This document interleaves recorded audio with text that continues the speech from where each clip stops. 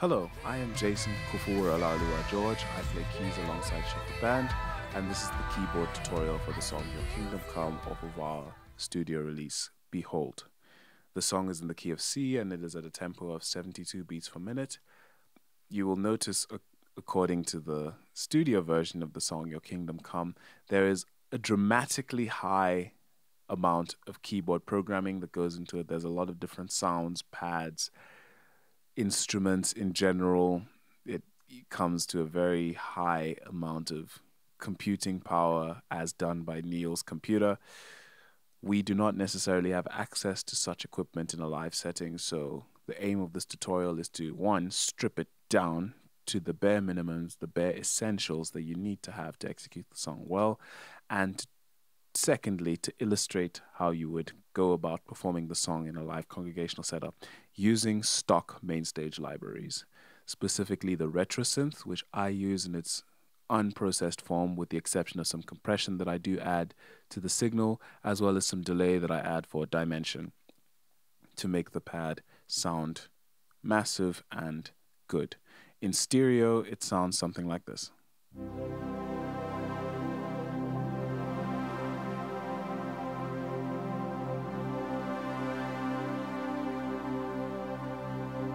This is a very good bass line to start off in order to build the rest of the song.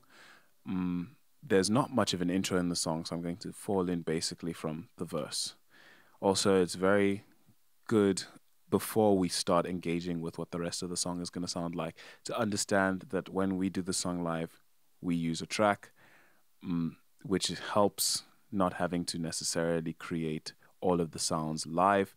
So be very creative in how you try to minimize all the real estate your brain needs to construct in order to reproduce this. Otherwise, you may exhaust yourself and wear yourself out. But the first verse goes something like this.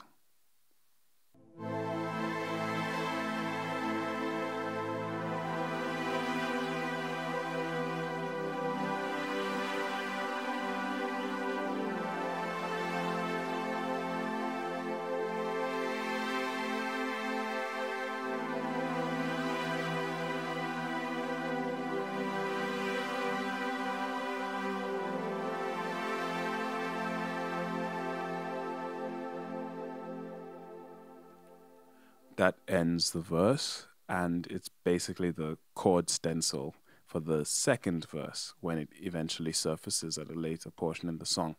That moves into the chorus, which sounds like this.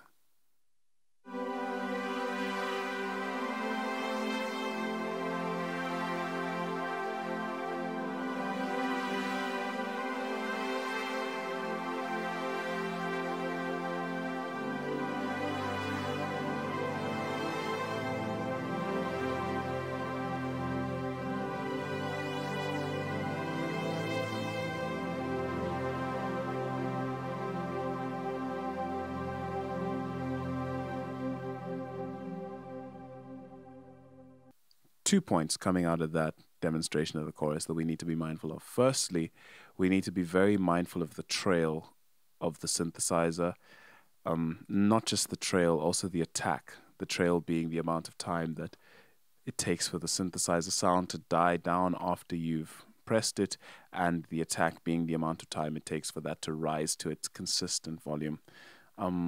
If it's in a very quick changing section, sometimes the definition to the chords you're trying to play is lost underneath, let's call it the trail and the attack. Somewhere there, the articulation of your notes and your chords gets lost.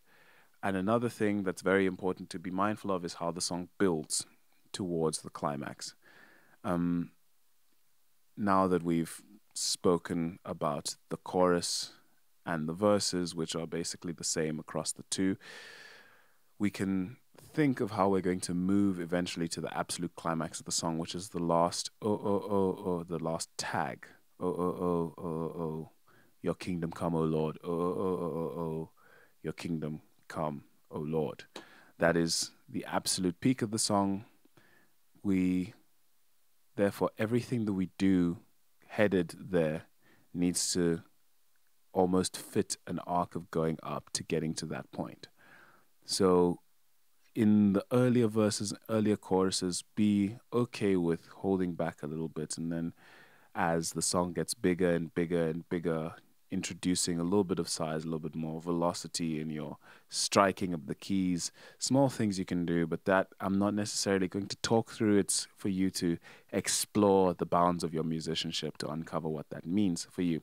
But now going into the bridge, I'm going to start first with the musical interlude that comes out of the second chorus, which is "You are unequal and eternal." It starts like this. Coming out of "You are unequal." You are unequal.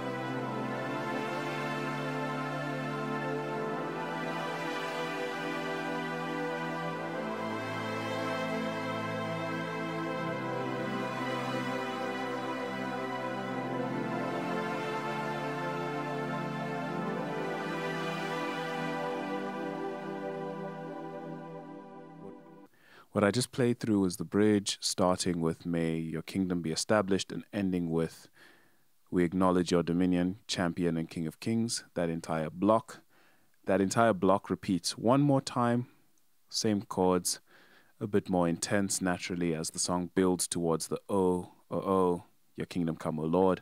That bit at the end, which we then go into now, it sounds like this.